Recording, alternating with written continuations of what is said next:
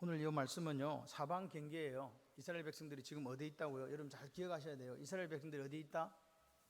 모압 평지에 지금 있거든요. 모압 평지에서 아직까지 가나안 땅에 들어가 보지도 않았어요. 그런데 하나님께서 뭘 정해줘요? 사방 경계를 딱 정해주는 거예요. 다시 한번 나라의 경계를 정해주신다고요. 북쪽, 남쪽, 동쪽, 서쪽. 이해되시죠? 그리고 나서 그 땅을 제비뽑아 나눌 이제 대장 둘이를 뽑았어요. 누구예요? 여호수아와 엘르하살 대제사장이에요. 두 사람 뽑았어요. 그리고 그 각 지파를 대표할 지도자를 뽑았어요. 이해되시죠? 실제적으로 이 땅 분배는 가나안 정복 전쟁이 끝나고 나서 몇 장부터 시작되니까 여호수아 13장부터 요단 동쪽 편 땅을 분배하고, 그 다음에 14장에 갈렙 땅을 분배하고, 15장에 유다 땅 분배하고, 그 다음에 16장에 므낫세 에브라임 땅 분배하고, 17장에 므낫세 땅 분배하고, 그 다음에 18장에 베냐민 땅 분배하고, 19장에 이제 그 외 지파를 분배하는 거예요. 19장까지 분배를 해요. 실제 분배는 언제 한다? 아직 멀었다. 그리고 아직 안 가봤다. 그 땅이 어떻게 생긴지도 지금 모른다. 그런데 하나님께서 뭐라고요? 경계를 딱 정해준 거예요. 이해되십니까? 그리고 제비뽑아가 나누라는 거예요. 제비뽑아 나눈 사람도 정해줬어요. 지휘관도 다 정해줘요. 요걸 가지고 오늘 하나님께서 우리에게 말씀하시는 게 뭔가를 이해하고 깨달았으면 좋겠습니다. 그럼 왜 하나님께서 아직도 들어가 보지도 않았는데 그 사방 경계, 즉 가나안 땅의 사방 경계를 이렇게 이스라엘 백성들에게 그려줬을까? 말씀하셨을까? 이유가 뭘까요? 아직도 안 들어갔는데, 아직 지금 가려면 아직 한참 멀었는데 왜 이거 하셨을까? 같이 해보실래요? 가나안 정복이 이미 확정된 사건, 이미 지금 가나안 전쟁은 시작도 안 했는데 확정됐다니까요. 누구 입장에서 볼 때? 하나님 입장에서 볼 때. 하나님 주신다 약속했거든. 그러니까 뭐라고요? 내가 준다고 약속했으니 이미 확정됐다 이거. 그러니까 용기 가지고 가라, 확신 가지고 가라, 그거 이야기입니다. 두 번째는 뭐냐? 이스라엘 백성들의 사방 경계라고 하는 것은요, 요 안에 살아라는 거예요. 그 안에 살아라.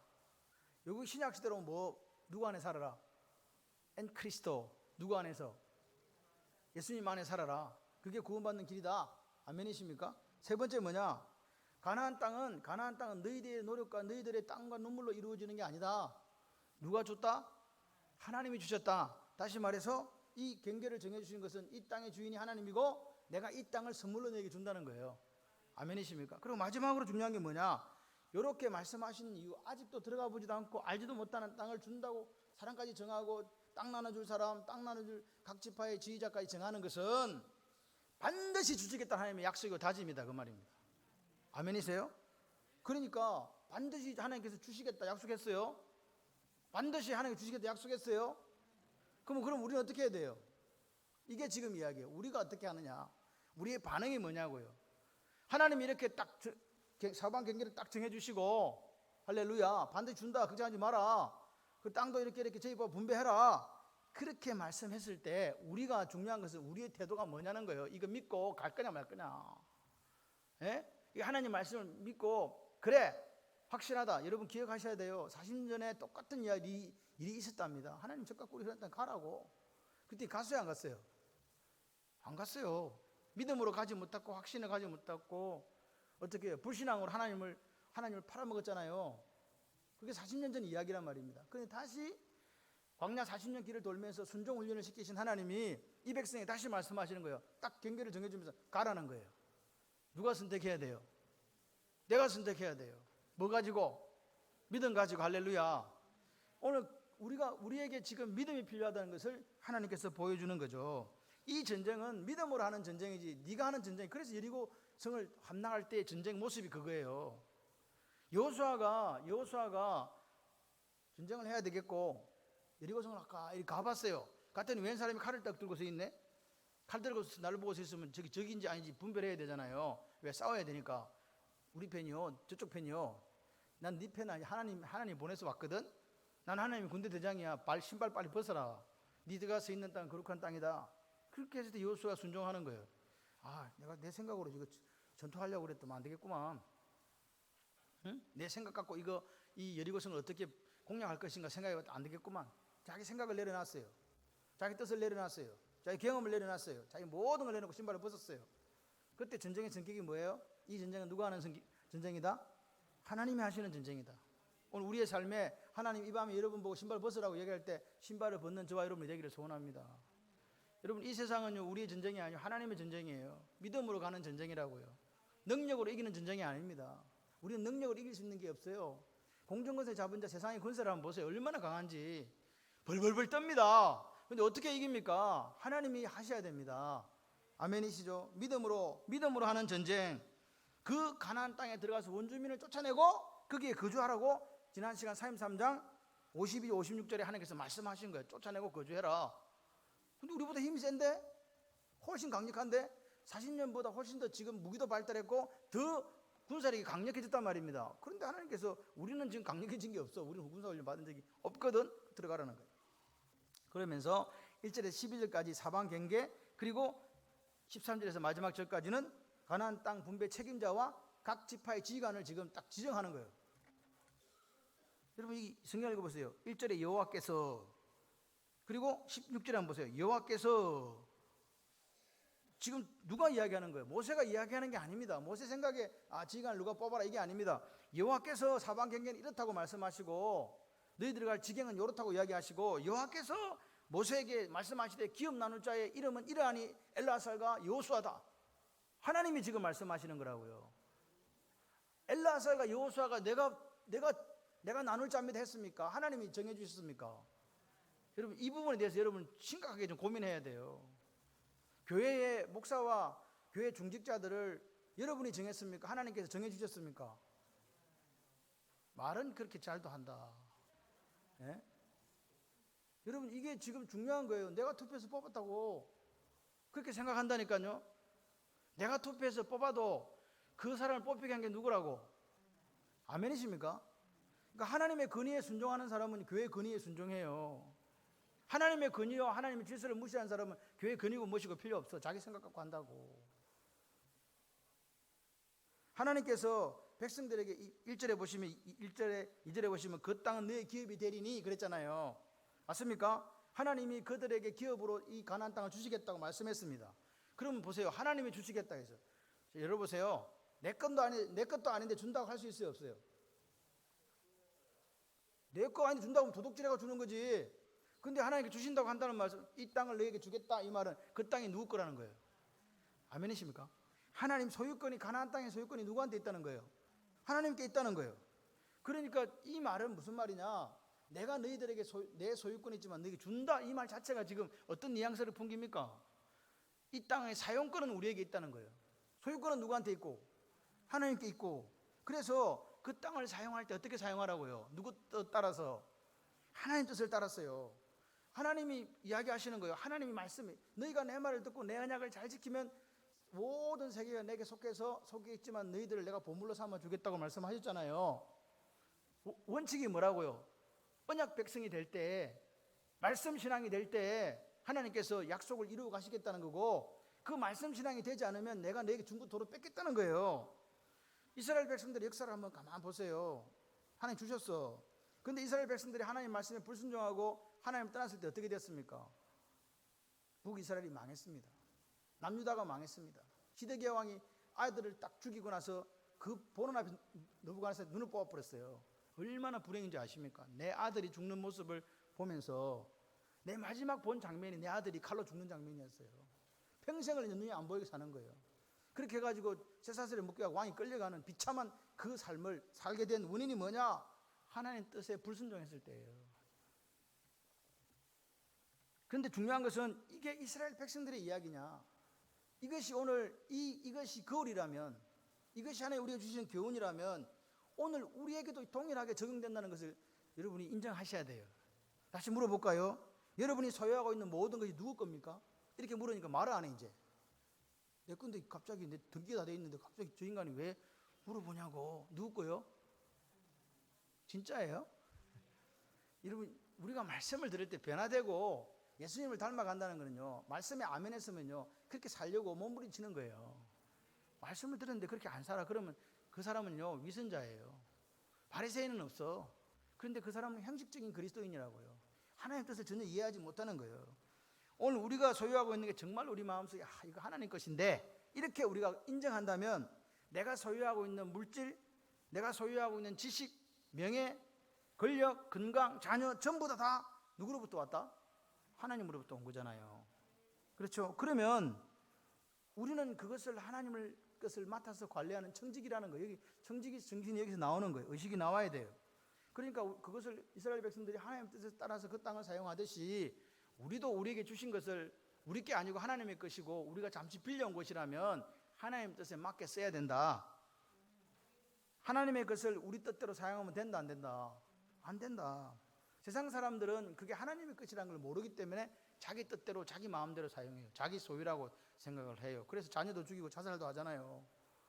자기 거라고. 같이 한번 해보실래요? 내 뜻을 접고 하나님의 뜻에 따라 사용하겠습니다. 그렇게 살아가는 그 사람에게 하나님께서 그 믿음을 보시고 더 많은 것을 맡기시는 줄 믿습니다. 자, 그래서 보세요.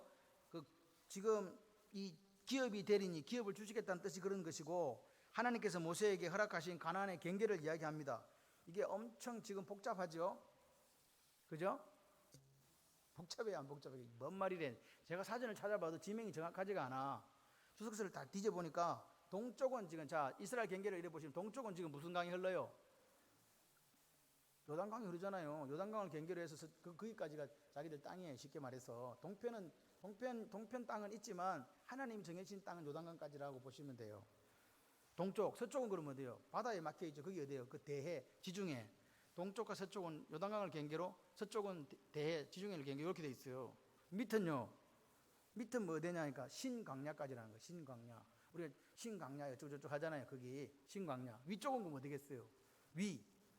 핫살 에난이라고 나오는 그쪽, 예, 어디냐? 레바논까지예요. 이해되시죠? 밑에 신광야부터 레바논까지, 동쪽은 요단강, 서쪽은 대해, 이렇게 지금 됐다고요. 그러면 이게 조금 이제 문제가 돼요. 이게 하나님이 처음에 창세기 15년 약속하신 땅하고 달라. 이게 지금 그래 보면요, 타원행으로 이렇게 그려져요. 타원행으로 핫살 에난에서 요렇게 계란처럼 타원행처럼 요렇게 지금 땅이 그려져, 사각으로 요렇게 나는 게 아니고 요렇게 됐다고요. 그런 거 몰라도 돼. 하여튼 그렇게 돼 있어요. 근데 여러분, 왜 경계를 정해줘요? 경계를 왜 정해줘요? 요까지가 네 거다. 왜 정해주실까? 생각을 해보세요. 이 경계를 정해준다는 게 의미가 있어요. 경계는요, 한계이기도 해요. 그죠? 요까지밖에 이상 넘어가면 안 되네. 선 넘어가지 마라. 이거 우리 거다. 이렇게 선 못 넘어가잖아요. 이 한계가 있어요. 축소가 되기도 하고 제한되기도 하죠. 그런데 그 안에서는 뭘 누려요? 자유를 누리고 보호를 누린다. 그 뜻이 있어요. 경계라는 게. 이해되시죠? 경계선이라는 게. 그래서 우리가 말씀에 뭘 넘어가지 마라? 말씀의 범위를 넘어가지 마라. 말씀 안에 있을 때 우리는 자유를 누리는 거예요. 하나님 계명 안에 있을 때 자유를 누리고 하나님 계명 안에 있을 때 샬롬이 있는 줄 믿습니다. 그 땅의 주인인 하나님이 그 경계 안에 이스라엘 백성들이 있을 때에 그들을 보호하시고 안전하게 하시고 자유롭게 살 수 있도록 해주시는 거예요. 아멘이시죠? 이걸 신약으로 오면 사도 바울이 이걸 뭐라고 표현했냐? 같이 해보실래요? 그리스도 안에서. 아멘이십니까? 그러니까 우리의 삶의 경계선은 누구라고요? 예수님. 다시 말해서 진리이신 말씀, 복음. 그래서 그 선을 넘어가면 안 된단 말이에요. 그 선을 넘어가면 구원이 아니고, 여러분 교회가 왜 문제가 생기는지 아세요? 싸움박질하는 이유가 뭔지 아세요? 말씀의 범위를 넘어가기 때문에 그래요. 오늘 하나님의 뜻이 없어. 내 생각 가지고 자꾸 뭔 이야기를 해. 근데 하나님은 뭐라고? 예수 엔 그리스도. 예수 안에서의 자유와 예수 안에서의 보호, 그리고 샬롬을 허락하시는 거예요. 바깥에는 뭐밖에 없다고요? 사단의 계계와 멸망밖에 없다. 이게 사방 경계의 의미예요.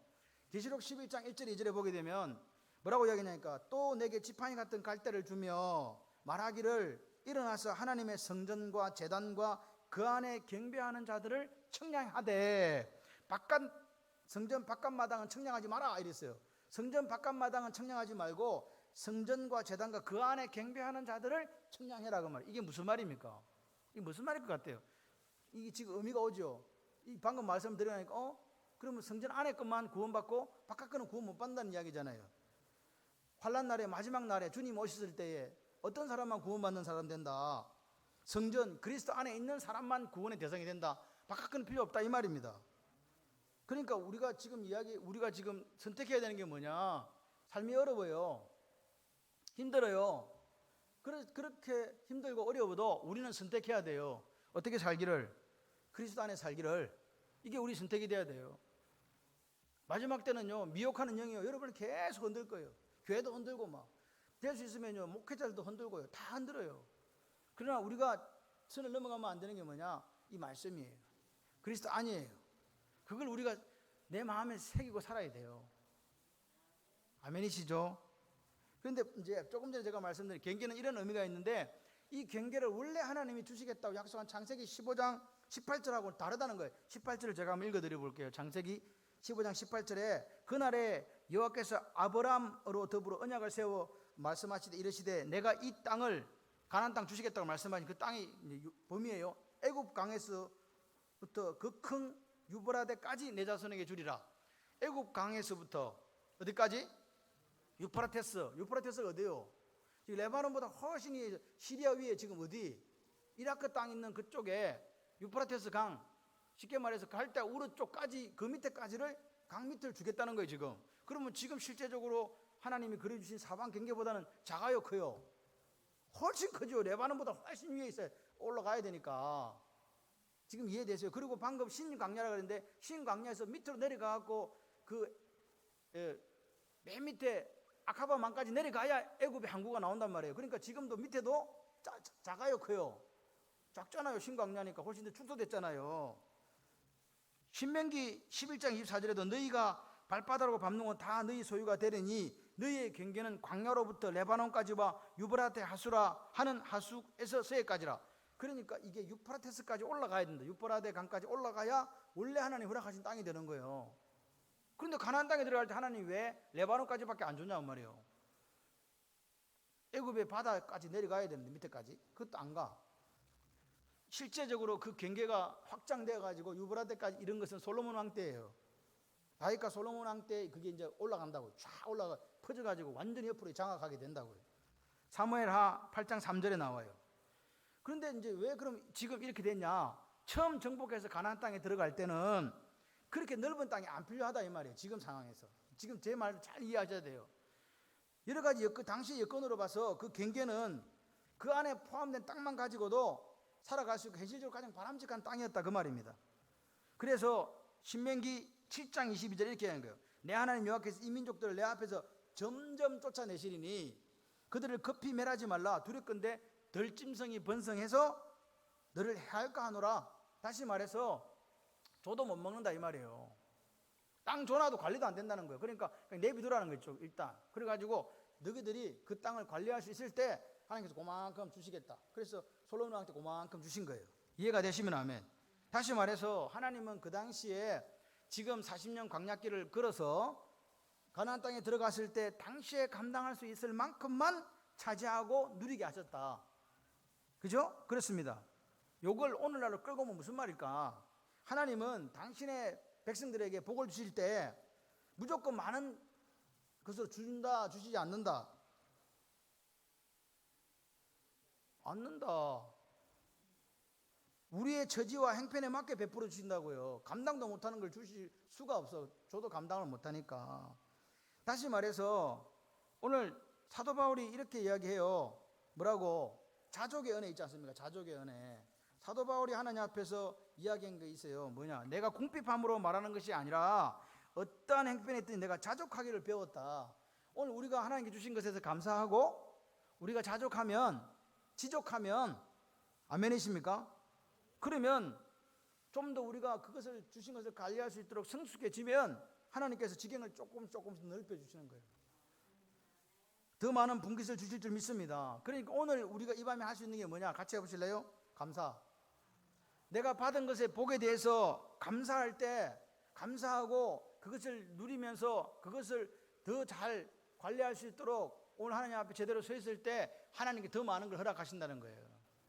관리가 안 되면 안 되는 거예요. 이스라엘 백성들이 주신 게 그거라고요. 오늘 내게 주신 분깃이 있다니까요. 여러분에게 주신 하나님의 복이 있다니까요. 그 복을 만족할 줄 알고 감사할 수 있어야 돼요. 아멘이세요? 사도 바울이 병이 있어서 낫게 해달라고 하셨지만 하나님 뭐라고 그래? 내 은혜가 너에게 뭐하다? 하나님이 우리에게 주신 은혜가 족하다고 믿어주시면 아멘. 믿어야 역사가 일어나는 거예요. 맨날 입에 불평을 달고 아이고 나는 이런 그릇이 이만한데 와는 요만밖에 안 줍니까? 이렇게 하시는 분이 있어요. 근데 그만하니까 그만큼 밖에 못 준다니까요. 내가 보기에는 내가 큰 그릇으로 보여. 제가 보일 때 5만 명의 목사라니까요. 하나님이 200명밖에 안 줘. 왜 그럴까? 저도 준비를 해야 되고 여러분도 준비를 하셔야 되니까 그래요. 우리 교회에 막 5만 명이 들어와서 아무도 감당이 안 돼.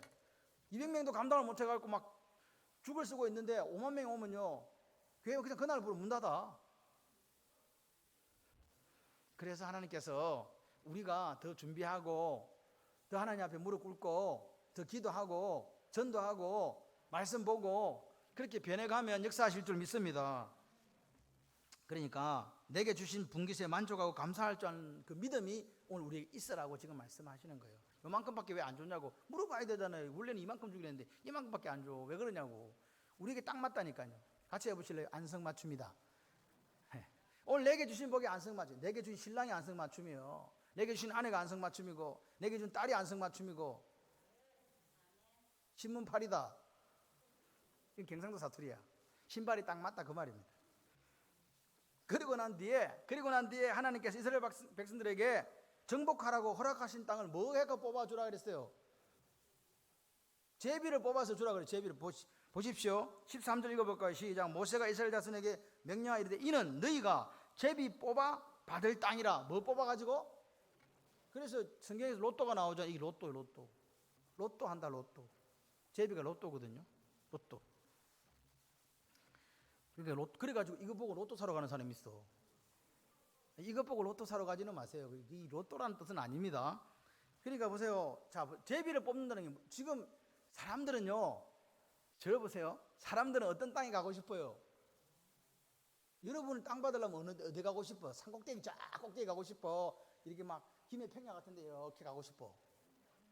가고 싶죠. 사람들은 다 똑같아요. 좋은 땅 가고 싶어요. 그런데 하나님께서 뭐라 그랬어요? 제비 뽑아가 나눠주라. 힘이 있든 말든 상관없다.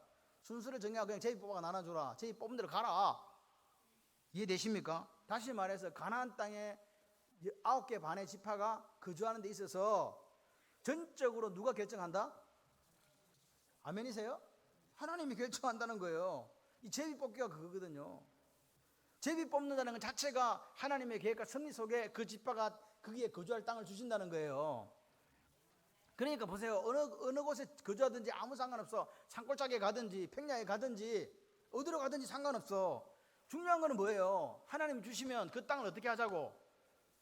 잘 가꾸고 잘 관리하라고. 정복하고. 할렐루야. 그게 우리의 할 일이라고요. 그리고 정복하고 잘 관리하고 있으면 하나님께서 뭐 한다고? 평가를 하시는 거예요. 아멘이십니까? 이게 지금 우리에게도 똑같이 거울이라면, 교훈이라면 똑같이 적용되는 거예요. 우리가 어떤 삶의 영역에 살아가느냐는 중요하다, 중요하지 않다. 여러분이 뭐 의사가 되고 판검사가 되고 변호사가 되고 뭐 과학자가 되고 뭐 예술인이 되고 뭐 어떠고 이렇게 하는 이게 중요한 게 아니다는 거예요. 그 영역에 살아가는 거는 내 의지가 아니고, 가만 성경 보니까 누가 주시는 거라? 좀 아멘 좀 해보세요. 누가 주시는 거라?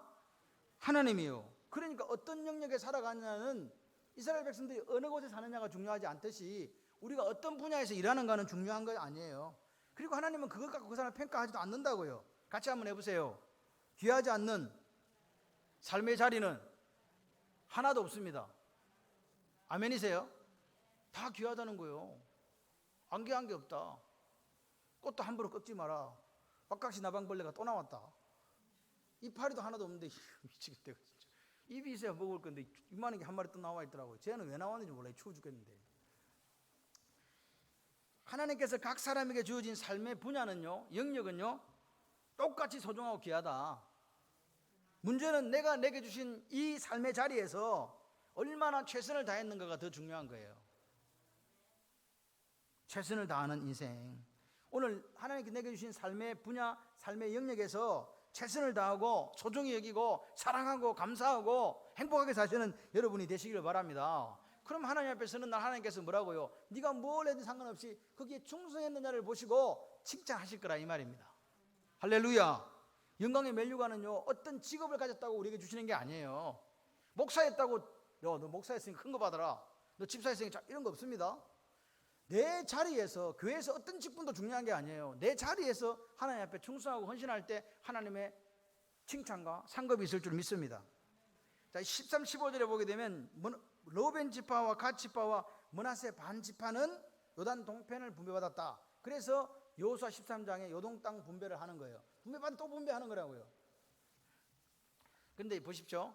여러분 이스라엘 지도가 이렇게 생겨 갈릴리 호수로 밑으로 해고 요단강 그다음 밑에 사이에 이렇게 그려지잖아요. 그 오른쪽이 여러분 지금 제가 여러분 오른쪽이 요단 동편이에요.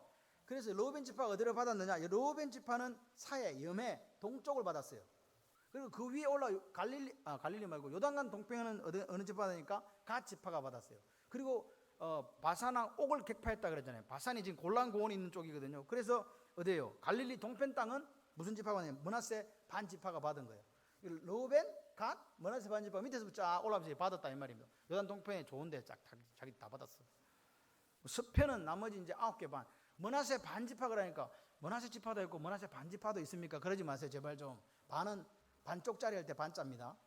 그러니까 므낫세 지파가 동편에도 반 살고 서편에도 반 살았다 그 말입니다. 므낫세 반 지파가 저도 한글을 처음에 봤을 때 어렸을 때는 므낫세 반 지파가 어느 지파지 막 그렇게 고민과 갈등을 했더랍니다. 한자로 보니까 반자더라고 반. 아무도 다 알고 계시는 것처럼 뭐 이야기를 해요. 여러분 하나님께서는요 어떤 분이냐니까 하나님 연필을 들고 계세요. 뭐 들고 계셔? 연필 어디서 써먹으려고? 저를 보세요. 연필을 들고 계시다고요. 같이 한번 해보실래요? 연필을 들고 계신 하나님. 연필을 하나님이 들고 계시다고요. 연필을 들고 있는데 그럼 우리가 뭐 해야 돼요? 준비하면 돼요. 준비하면 누가 그려준다? 같이 해보실래요? 준비된 만큼 그려주시는 하나님. 그러니까 여러분이 우리 교회가 준비가 돼야 하나님께서 그려주시는데 여러분 삶에도 준비가 안 돼. 교회도 준비가 안 돼. 하나님이 그려줄 땅이 없어요. 우리가 아무리 성교의 교도부가 되고 구원의 방주가 되고 싶어도 우리가 준비하지 않으면 하나님이 그려줄 수가 없다고. 오늘 삶의 자리에서 우리가 몸부림치면서 그렇게 우리가 성숙된 그리스도인으로 살아갈 때에 하나님 연필을 딱 들고 있다가 창원 말림교회 그리고 김성근이 또 그리고 강지원이 그리고 박주원이 그리고 최선이 그리고 아멘을 안 하시네. 계속 그린다. 할렐루야. 그러니까 오늘 우리는요 이런 마음이 있어요. 자족하는 마음이 있는 분은요 같이 해보실래요? 하나님이 그려주신 만큼 산다. 욕심내지 마세요. 하나님이 그려주신 만큼만 살아요. 우리가 하나님을 위해서 우리 교회가 쓰임받기를 원하고 기도하잖아요. 그래도 하나님이 그려주신 만큼만 산다니까요. 저는 분명히 하나님께 써주실 거라고 믿어요. 그래서 준비해요. 여러분도 준비하시기를 바랍니다. 하나님께 여러분의 인생을 통해서 하나님 영광 받으시기를 원하십니다. 그래서 이제 나누는데 유다 지파는 이제 이게 원래 아까 제가 말 13장 여호수아 13장에는 요동 땅 분배를 방금 3개 지파를 했고요. 그리고 14장에는 제일 처음으로 땅을 받은 사람이 있어요. 서쪽에 와가지고 이 가나안 땅에 누가 받아서 기억나세요? 14장에 보게 되면 갈렙이 제일 먼저 땅을 받아요. 갈렙이 내놓으라 그래요. 땅을 와가지고 땅 좋아. 근데 갈렙이 내놓으란 땅이 어딘지 아십니까? 헤브론 산지예요. 그 헤브론 산지에 누가 살아요? 아낙 자손이 살아요. 여러분 이걸 이해하셔야 돼요. 그 당시에 지도자였던 여호수아 갈렙은요 좋은 땅을 달라고 한 게 아니에요. 우리가 40년 전에 저들 때문에 뒤로 물러났다는 거예요. 아낙 자손이 있더란 거예요. 성이 견고하고 그래서 그들이 볼 때 우리가 메뚜기처럼 보였다 했던 그 사람들이 지금도 거기 산다는 거예요. 그러니까 이스라엘 사람들의 마음속에는 뭐가 있냐? 트라우마가 있는 거예요. 쟤들 어떻게 하지? 우리가 가긴 가야 되는데 믿음으로 가야 되는데 저 어떻게 하지? 그러고 있을 때 갈렙이 몇 살이라고요? 85. 갈렙이 딱 나서는 거예요. 딱 나와 여호수아에게 여호수아 그날에 하나님께서 우리 내한테 하신 말씀 당신 기억하죠? 빨리 땅 주세요. 어디 줄 거? 저기 어디 헤브론 그 가면 되겠나? 그거 안 된다. 그거 지금 누가 사는데 지금 성경에 이런 이야기 없습니다. 여호수아도 알아요. 지금 갈렙이 제일 좋은 땅을 돌라고 해도 뭘 한국에 제일 지금 가서 죽을 땅을 달라고 하는 거예요. 근데 여러분 기억하셔야 돼요. 갈렙은요 그 땅을 쳐서요 박살내고 나서요 그 헤브론이 어디 뭐가 된 줄 아세요? 도피성이 됐어요. 성을 레이지파게 내줬다니까요. 갈렙은 그런 사람이에요. 갈렙처럼 살다가 갈렙처럼 죽을 수 있는 그 믿음이 오늘 우리에게 있었으면 좋겠어요. 갈렙은 정말 멋있는 사람이에요. 그 사람 이름이 게라는 뜻이 있었지만 하나님 말씀에 순종하고 복종하는 데 있어서는요 타의 추종을 불허하는 거예요. 자기는 2인자로 살았어도요 한 번도 여호수아를 불허한 적이 없어요. 여호수아가 하자는 대로 하는 거예요. 40년 광야길을 걸으면서요 숨은 2인자가 돼가지고요 여호수아가 하는 일마다 도와주는 거예요. 교회가 그런 사람들이 많아져 보세요. 무슨 싸움박질 있고 무슨 상처가 나고 무슨 분란이 있겠냐고요. 우리는 막 1인자가 못 돼갖고 막 다들 난리가 났어. 15장이 유다 지파 분배예요. 16장이 에브라임 지파, 17장이 므낫세 지파, 18장이 베냐민 지파, 그리고 19장이 그의 지파들을 분배해요. 그래서 이제 제가 이거 살펴보니까 유다 지파는 예루살렘과 헤브론 지역을, 방금 헤브론 지역이었잖아요.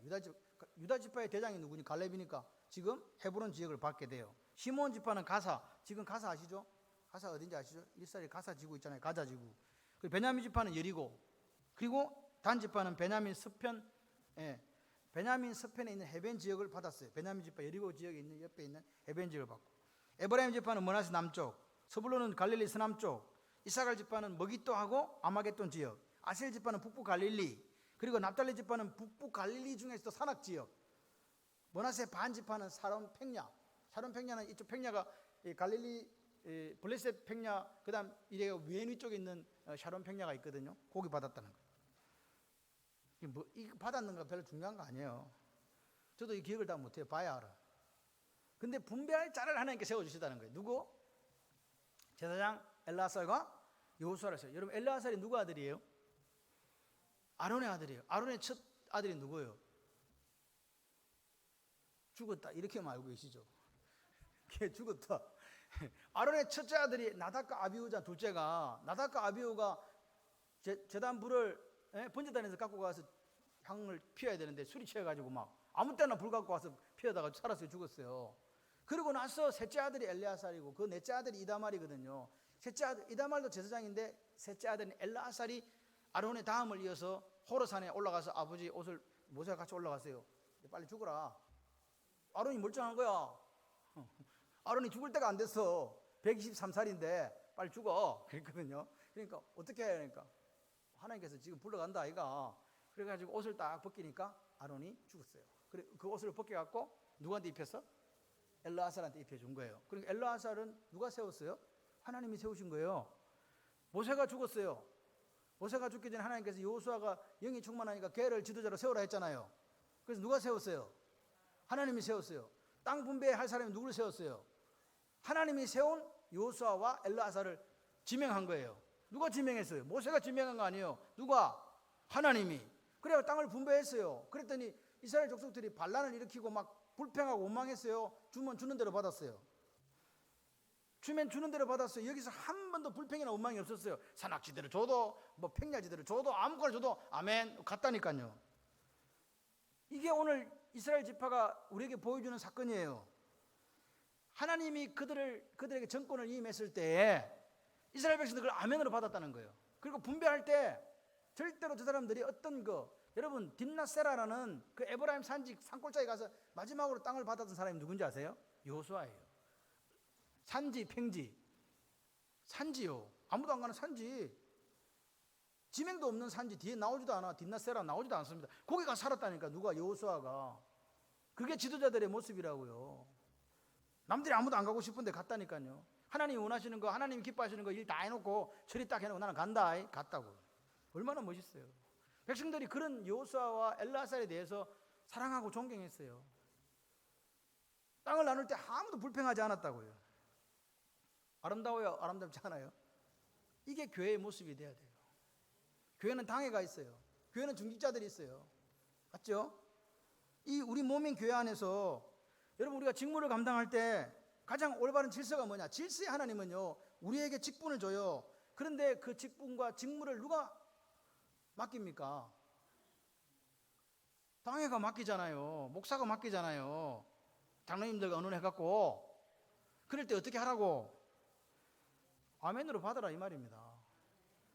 왜 어떻게 선택하느냐? 각 사람의 은사와 각 사람의 신앙의 성숙도에 따라서 합당한 직분을 맡기려고 노력해요. 그런데 어떻게 하다 보면 이거 마음이 좀 안 들어서 있어 없어? 있어. 그래도 아멘할 수 있는 영성이 저와 여러분에 있기를 바랍니다. 직무를 맡은 성도들은요 어떻게 하냐? 순종함으로 그 직분을 감당하는 거예요. 개기지 마세요. 개기다가 죽는다. 제가 이야기하는 게 하나님께서 이렇게 말씀하신 거예요. 그걸 개기다가 죽는다 이 말을 순복하라 이렇게 해요. 순종하고 복종해라. 내 하고 싶은 대로 산다? 하나님의 하시는 질서를 깨뜨리는 거예요. 그리고 이게 누구에게 도전하는 거냐? 하나님 권위에 도전하는 거예요. 뭐 하나 하려고 일 하나 가지고 하나님 권위에 도전한다니까요. 미리암을 보세요. 아론을 보세요. 모세 니만 하나님 말씀 듣냐? 나도 그 든다 해갖고 그렇게 권위에 도전했던 거. 고라의 자손들이 너희만 왜 대제사장? 우리 이 짐 들고 다니기 싫다. 우리도 대제사장 제사장 좀 시켜도 그래갖고 싸운 게 고라의 자손의 반역 아닙니까? 아비람과 다단이 왜 일났습니까? 우리 로벤 집안인데 왜 장자 집안인데 모세 네가 대장하냐고. 그래가지고 같이 합세해서 고라의 반역 사건이 일어난 거예요. 이게 우리 속에 있다니까요. 그런데 교회 안에 성도들의 헌신과 봉사의 직분을 결정하고 맡기는 것은 하나님께서 교회의 영적 지도자들에게 맡긴 사명이다. 이걸 인정할 때 우리가 건강한 그리스도인이 돼요. 교회 안에는 때로는 생각이 맞지 않고 다툼도 일어날 수 있고 의견이 잘 교환이 안 될 수 있어요. 그럴 때도 교회의 영적인 지도자가 내린 판결에 대해서 순복하는 자세를 지녀야 돼요. 이게 질서예요. 아멘이십니까? 그러니까 오늘 우리가 잘 생각해. 내가 지금 하는 게 하나님의 권위에 도전하고 교회의 질서, 하나됨을 깨뜨리는 죄를 짓고 있지 않는가, 이런 부분에 대한 우리가 생각이 있어야 되는데 생각이 없어요.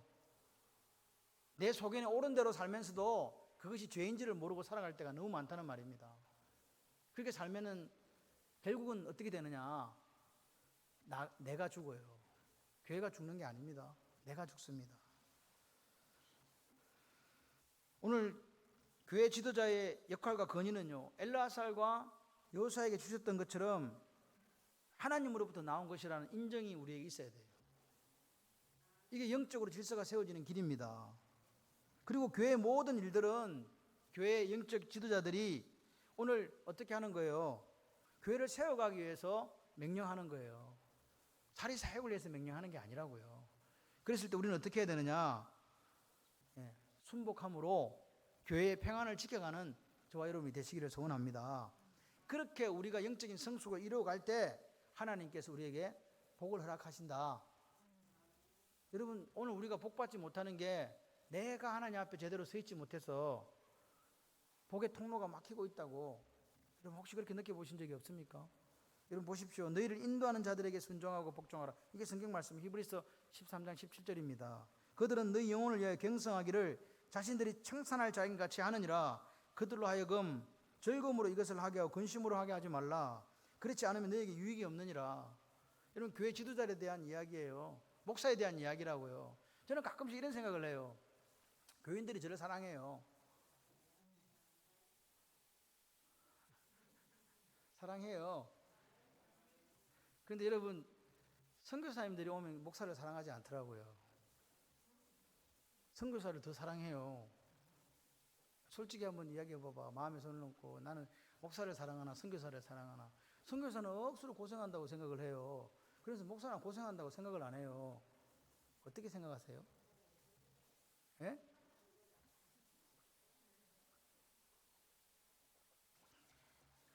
여러분 자기 교회에 담임 목회자를 사랑하지 않는 사람이 다른 거 사랑하는 거요. 그 거짓입니다. 더 쉽게 말해서 내 집에 내 가족을 사랑하지 않는 사람이 다른 사람 사랑한다고 봉사